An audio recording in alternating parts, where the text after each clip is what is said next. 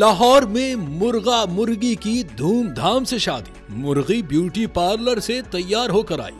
लाहौर में पहली मर्तबा अपनी रिवायत की अनोखी शादी की तकरीब मुनक्किद हुई, जिसे दूसरे ममालिक के लोग देखने आ पहुंचे। ये शादी मुर्गा मुर्गी की थी, जिसमें मुर्गा और मुर्गी को ब्यूटी पार्लर से तैयार करवाया गया। तफसीलात के मुताबिक लाहौर में मुर्गा और मुर्गी की शादी की शाहाना तकरीब ने वहाँ मौजूद मेहमानों को भी हैरान कर दिया। शादी बाकायदा मैरिज हॉल में की गई। मुर्गा और मुर्गी को पार्लर से तैयार करवाया गया। जरा ने बताया कि दुल्हन यानी मुर्गी को फूलों से सजी गाड़ी पे बिठाकर पार्लर ले जाया गया, जहां पर उसको दुल्हन की तरह सजाया गया और दूल्हे मियां यानी मुर्गे को भी पार्लर से तैयार करवाया गया।